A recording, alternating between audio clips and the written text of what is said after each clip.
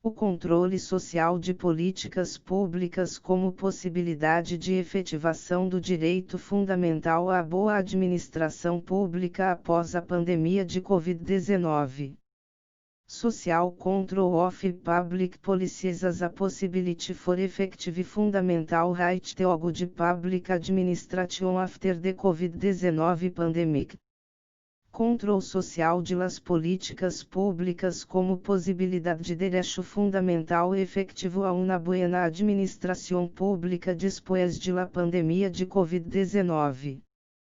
Lucas Henrique de Antônio Piluso e Vitor Pisol de Rezende. Resumo: os efeitos da pandemia de Covid-19 são enormes para a administração pública, com destaque para colapsos nas esferas da saúde, economia e política. Em contrapartida, há que ser seguido, em homenagem ao Estado democrático de direito, o direito fundamental à boa administração pública.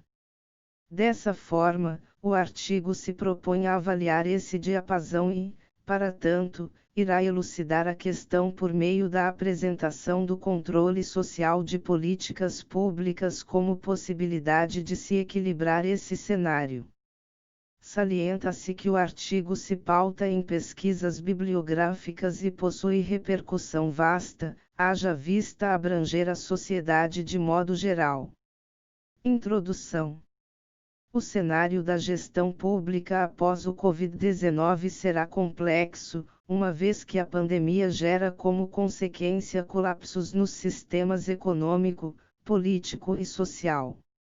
Em contrapartida, o contexto de um Estado democrático de direito requer a efetivação do direito fundamental à boa administração pública, que é aquela marcada por obediência aos princípios basilares do ordenamento jurídico como legalidade, impessoalidade, moralidade, publicidade e transparência.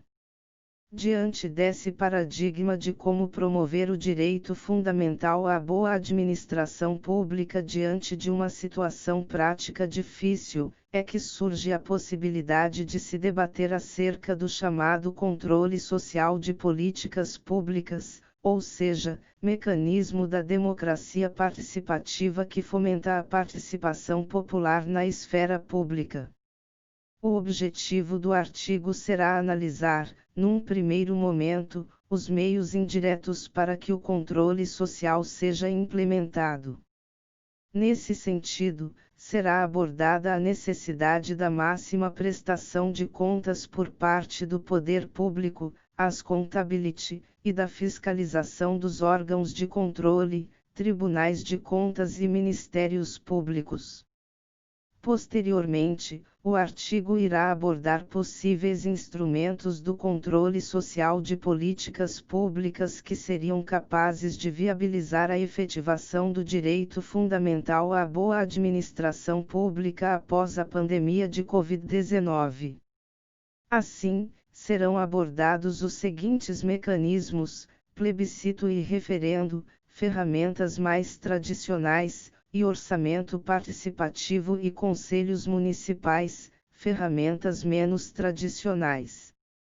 Destaca-se que o trabalho se pauta em pesquisas bibliográficas de renomados autores e possui uma larga repercussão, haja vista que o debate acerca do princípio da boa administração pública, bem como a utilização do mecanismo de controle social de políticas públicas para efetivá-lo no contexto pós-pandemia afeta toda a sociedade.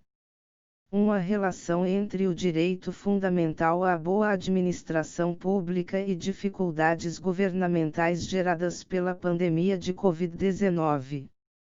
Primeiramente, faz-se mister delimitar um panorama para que se possa ter uma ideia mais precisa sobre o objeto da atual situação do país. Nesta senda, sabe-se que coronavírus é uma família de vírus, que possui esse nome devido ao seu formato semelhante com o de uma coroa, e são conhecidos por causarem infecções respiratórias.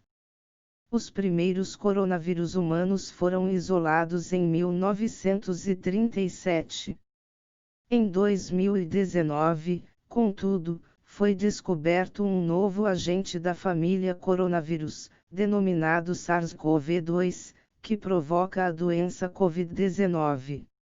A pandemia relativa ao Covid-19 assola não apenas o Brasil, mas praticamente todo o mundo, de modo que a Organização Mundial de Saúde, OMS, declarou que o surto da aludida doença representa uma emergência de saúde pública de importância internacional.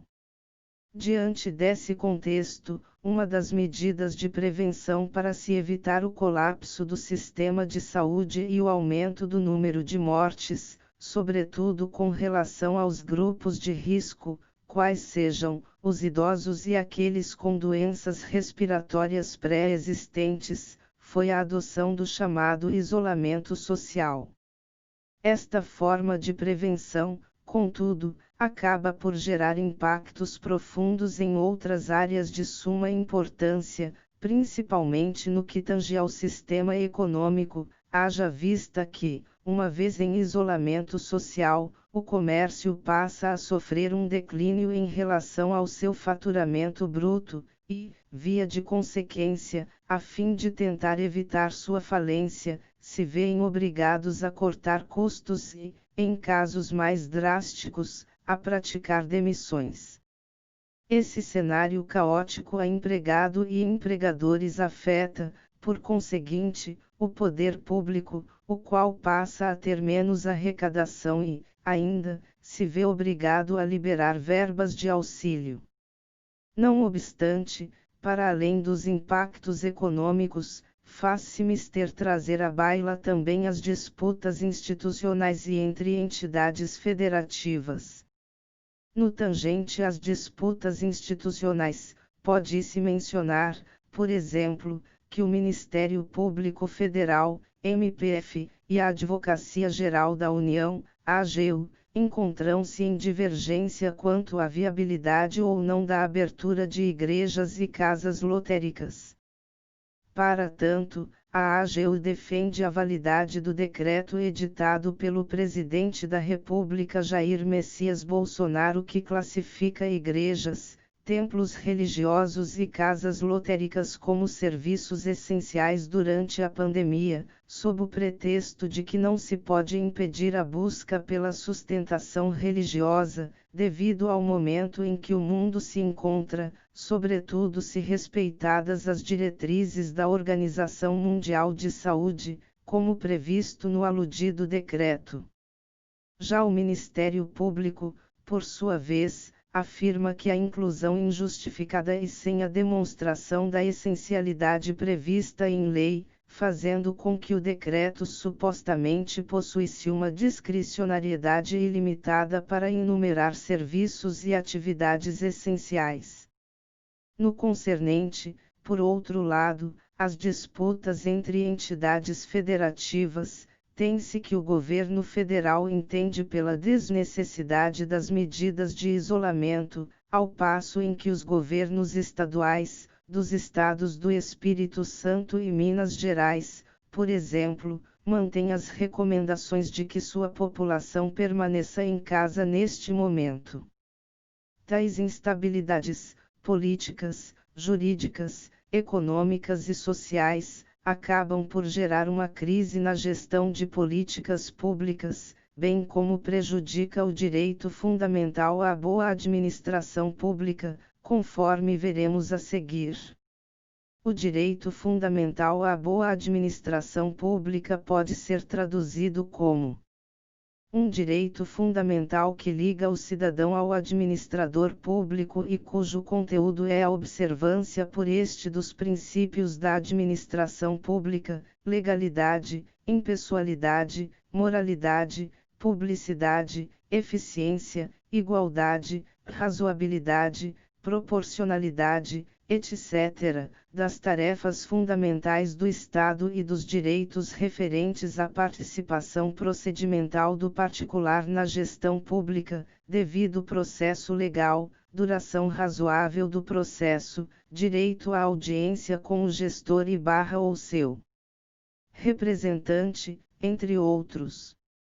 Neste contexto, o supracitado direito fundamental possui correlação direta com o Estado democrático de direito, e, por conseguinte, com a partição do cidadão na gestão da coisa pública.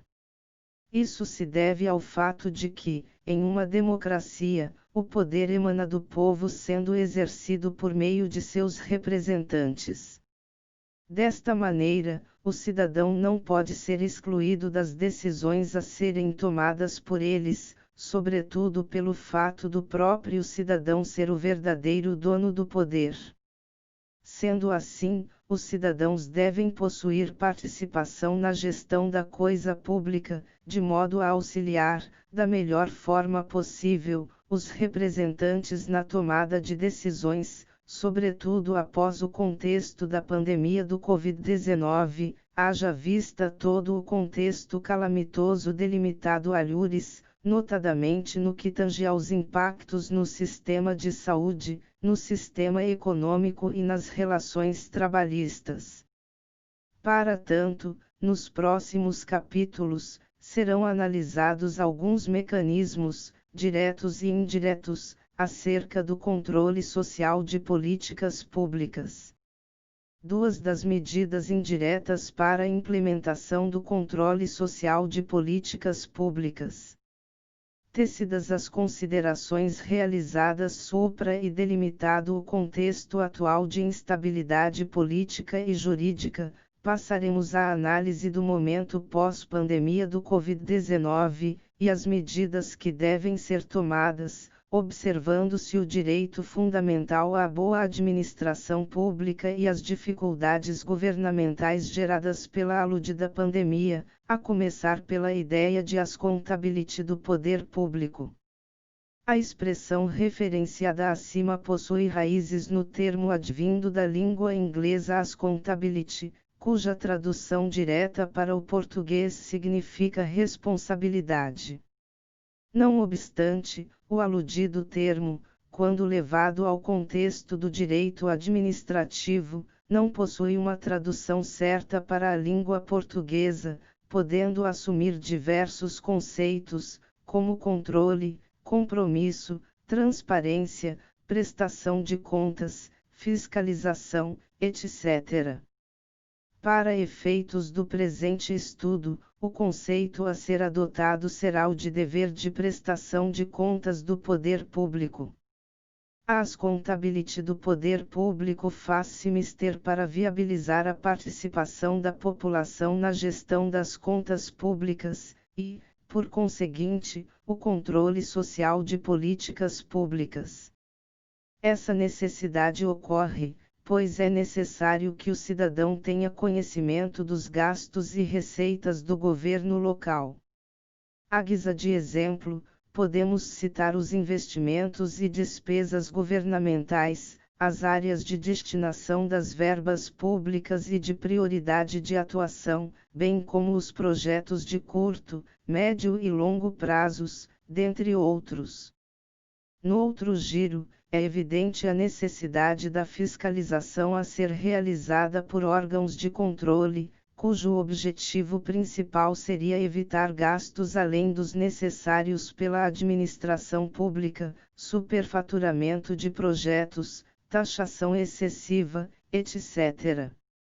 Neste contexto, exercem função de suma importância o Ministério Público e o Tribunal de Contas Locais, que, em respeito à tripartição e interdependência dos poderes, acabam por possuir a função indireta de fiscalização dos poderes legislativo e executivo.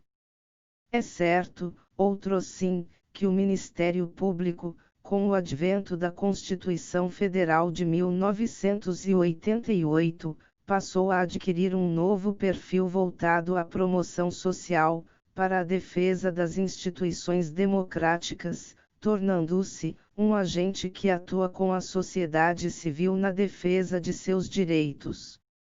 Diante disso, é possível afirmar que o papel do Ministério Público, perante as políticas públicas, passa a ser o de cobrar, mediar, facilitar o diálogo, no afã de incluir na pauta política os problemas que afligem a sociedade, pois perseguir o interesse público é o objetivo maior da instituição ministerial. Os tribunais de contas, por sua vez, são os órgãos responsáveis pelo controle de toda atividade que importe gestão de recursos públicos, bem como da performance da estrutura estatal, papel este conferido pelo motivo de se tratarem de órgãos independentes e autônomos. Os tribunais de contas possuem como competências a supervisão e fiscalização das contas públicas, assim como da qualidade das políticas adotadas pelo poder público. Com efeito, a atuação conjunta do Ministério Público com os tribunais de contas, somada à participação do povo na gestão das contas públicas, elucida um cenário ideal para o controle de medidas a serem realizadas pela administração pública em um momento pós-pandemia, visando uma recuperação mais rápida e efetiva da atual crise política, econômica e na área da saúde. Isso ocorre uma vez que a população, ao constatar as medidas tomadas pelo governante, e julgá-las escorreitas, passa a possuir mais confiança em seu governo. Essa confiança, por sua vez, gera mais investimentos à localidade, melhorando, assim, a economia local. Por fim, a ação conjunta entre o Ministério Público e os tribunais de contas, somadas à fiscalização pela população, auxiliaria a retomada e melhoria dos serviços e projetos realizados na área da saúde. 3 dos instrumentos de controle social de políticas públicas. Neste capítulo, o artigo abordará os instrumentos de controle social de políticas públicas propriamente ditos, ou seja, os possíveis mecanismos para se efetivar o direito fundamental à boa administração pública após a pandemia de Covid-19. Registra-se que o objetivo é trazer tais instrumentos ao debate, e não apresentá-los como única solução ao problema. Outrosim, o artigo, por questões didáticas, não abordará todos os meios de controle social de políticas públicas, haverá um foco em 4 deles, quais sejam, o plebiscito e o referendo, mais tradicionais, e os conselhos municipais e o orçamento participativo, menos tradicionais. 3.1 Plebiscito e referendo. Tanto o plebiscito quanto o referendo são formas de consulta ao povo e, por conseguinte, representam uma maneira de se fomentar o controle social. Importante, entretanto, saber diferenciar esses mecanismos. Quanto ao plebiscito, Awad, Pedrosa, Martimiano e Tanganelli, advertem que, de forma sucinta, o plebiscito consiste em uma consulta à opinião pública para decidir questão política ou institucional, não necessariamente de caráter normativo. A consulta é realizada previamente à sua formulação legislativa, autorizando ou não a concretização da medida em questão. O plebiscito representa uma consulta ao povo que ocorre no momento anterior à adoção de uma medida. O objetivo, portanto, é verificar se o interesse popular é favorável ou não com relação à adoção dessa medida. No que tange ao referendo, destaca-se o seguinte pensamento de Awad, Pedrosa, Martimiano e Tanganelli. O referendo é uma consulta à opinião pública para a aprovação de normas legais ou constitucionais relacionadas a um interesse público relevante. A consulta é feita após a aprovação do projeto normativo e, como consequência, pode aprová-lo ou rejeitá-lo. Dessa forma, percebe-se que, diferentemente do plebiscito, o referendo é uma consulta ao povo posteriormente à adoção de uma determinada medida. O objetivo é verificar se vale a pena continuar com essa medida. Embora nenhum dos dois mecanismos tenha o costume de ser usado cotidianamente, cabe destacar que a Constituição aborda por mais vezes o plebiscito em detrimento do referendo. Enquanto este é regulamentado apenas no artigo 14 da Constituição, aquele é estipulado, não só pelo mesmo artigo, como também pelo artigo 18, parágrafos 3º e 4º e pelo artigo 2º do ADCT. 3.2 Conselhos Municipais. De acordo com Diegues, após a promulgação da Carta Constituinte de 88, os Conselhos Municipais de Políticas Públicas se constituíram protagonistas no processo de descentralização das políticas públicas. A Constituição da República de 1988, dessa forma, funcionou como um alicerce para a intensificação dos conselhos municipais, os quais, na perspectiva de GAN, fazem parte de um novo modelo de desenvolvimento que está sendo implementado em todo o mundo da gestão pública estatal via parcerias com a sociedade civil organizada. Eles representam a possibilidade da institucionalização da participação através de sua forma de expressão. A cogestão expressam a possibilidade de desenvolvimento de um espaço público que não se resume e não se confunde com o espaço governamental/estatal, abrem a possibilidade de a sociedade civil intervir na gestão pública através de parcerias com o Estado.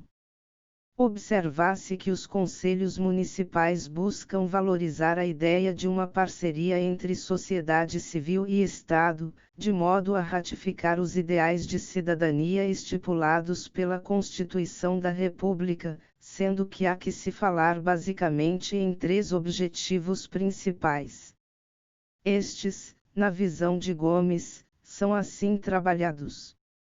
De acordo com as motivações políticas, sociais e econômicas que justificam ou conduzem a novas formas de participação da sociedade, aos conselhos gestores estão colocados 3 objetivos mais específicos: promoção da cidadania e da educação política, identificação, captação e ponderação constante das preferências da sociedade, com vistas à formulação de políticas públicas, e controle social sobre estas, incluindo a responsividade às demandas da sociedade e a responsabilização dos governantes.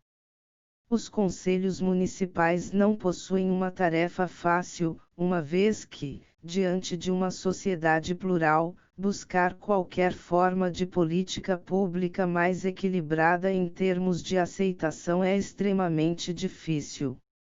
Todavia, a persistência nesse procedimento é importante a fim de se chegar a decisões cada vez mais plausíveis e que respeitem os recursos públicos. Cabe salientar que a participação da população não deve ser para substituir o Estado, mas para fiscalizá-lo e fazer com que ele cumpra seus compromissos constitucionais. O Conselho Municipal deve funcionar como órgão auxiliar, e não como órgão substitutivo da força estatal. Isso faz com que não haja transferência de responsabilidade para o Conselho Municipal. Este, todavia, deve ter vários parâmetros. Essa tese pode ser ratificada por intermédio do pensamento de Gano. Para que eles tenham eficácia e efetividade na área em que atuam, e na sociedade de uma forma geral, é necessário desenvolver algumas condições e articulações. É preciso dar peso político a essa representatividade e consequência à luta dos segmentos sociais que acreditaram e lutaram pela democratização dos espaços públicos. Dentre as condições necessárias, destacamos: aumento efetivo de recursos públicos nos orçamentos e não apenas complementações pontuais de ajustes, Eles têm que ser paritários não apenas numericamente, mas também nas condições de acesso e de exercício da participação. Deve-se criar sistemas de qualificação com pré-requisitos mínimos para que um cidadão se torne um conselheiro, principalmente no que se refere ao entendimento do espaço em que ele vai atuar, assim como um código de ética e posturas. Em face dos negócios públicos, deve-se oferecer cursos de capacitação ético-políticos e não só técnicos. Deve-se ter uma forma de acompanhar as ações dos conselhos e de se revogar e destituir qualquer membro que não cumpra com suas funções durante seus mandatos pertencentes à sociedade civil ou ao poder estatal. Portanto, o exercício dos conselhos deve ser passível de fiscalização e avaliação. Percebe-se que deve haver muita cautela para com os conselhos gestores municipais, tendo em vista a importância de não incorrer no descrédito e em atitudes desmedidas. É imperativo que os conselheiros sejam bem capacitados, do ponto de vista técnico e ético, e que haja fiscalização dos seus trabalhos. 3.3 Orçamento participativo. Outro instrumento capaz de fomentar o controle social de políticas públicas é o orçamento participativo. Consoante Santos. O OP é a manifestação de uma esfera pública emergente, para o qual os cidadãos e as organizações comunitárias, por um lado, e o governo municipal, por outro, convergem com autonomia mútua. Uma tal convergência ocorre por intermédio de um contrato político através do qual essa autonomia mútua se torna autonomia mútua relativa. A experiência do OP configura, portanto, um modelo de cogestão, ou seja, um modelo de partilha do poder político mediante uma rede de instituições democráticas orientadas para obter decisões por deliberação, por consenso e por compromisso. O orçamento participativo se mostra um mecanismo que se adequa ao modelo de uma democracia participativa e valoriza uma discussão interna, capaz de ajudar uma determinada comunidade. Imperativo mencionar também que a discussão interna possibilitada pelo orçamento participativo é ampla, conforme pensamento de Gurgel. Cabe destacar que a prática do OP leva a um controle do cidadão para além das etapas de deliberação e votação propostas, alcançando as fases de execução e entrega das obras e serviços realizados com verba sob a matrícula do OP. Observa-se que o orçamento participativo gera uma discussão não só com relação às prioridades do orçamento, mas também às possibilidades de investimento de capital financeiro e a fiscalização de políticas públicas. Ademais, vale mencionar que, na visão de Santos, são muitas as cidades brasileiras que têm adotado, sob várias formas, o sistema do OP, ao mesmo tempo que organismos internacionais o encaram com simpatia cada vez maior, embora mais interessados nas suas virtudes técnicas, eficiência e eficácia na distribuição e utilização dos recursos, do que nas suas virtudes democráticas. Dessa forma, o orçamento participativo, o qual está sendo cada vez mais difundido, mostra-se um mecanismo de eficácia no que tange à possibilidade de propiciar uma cogestão acerca da aplicação e do controle do orçamento público. Vale salientar, contudo, a necessidade de cooperação entre ambas as partes, sociedade e Estado, para que se possa implantar uma cogestão adequada. Se por um lado o Estado deve fomentar o orçamento participativo, por outro lado, a sociedade deve ter a ciência de que essa técnica não é para a aplicação do pensamento popular na administração pública, mas sim para que, dentro de possibilidades determinadas, ligadas aos recursos estatais disponíveis, a sociedade possa ajudar no processo estratégico orçamentário. Conclusão. O artigo demonstrou que o cenário pós-pandemia de Covid-19 será complexo, uma vez que, se por um lado, haverá problemas econômicos, políticos e sociais a serem solucionados, por outro lado, a atuação do poder público deverá sempre obedecer ao direito fundamental à boa administração pública, a qual é marcada pelos princípios basilares do direito administrativo. Assim, o presente trabalho apresentou o controle social de políticas públicas como uma possível solução para se viabilizar um equilíbrio nessa situação. Ou seja, buscou-se demonstrar que o controle social de políticas públicas pode ser vislumbrado como possível medida para a efetivação do direito fundamental à boa administração pública no cenário pós-pandemia. Para tanto, foram discutidos aspectos indiretos, viabilizadores do controle social, e diretos, os instrumentos propriamente ditos, do referido controle.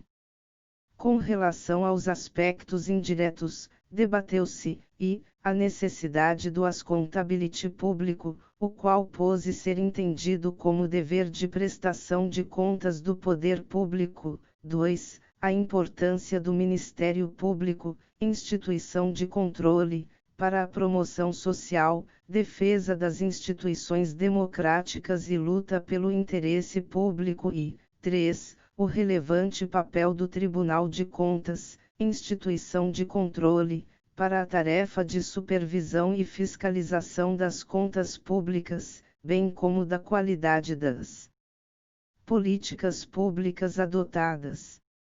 No que tange aos mecanismos diretos do controle social de políticas públicas, foram abordados os seguintes mecanismos: plebiscito e referendo, ferramentas mais tradicionais, e orçamento participativo e conselhos municipais, ferramentas menos tradicionais.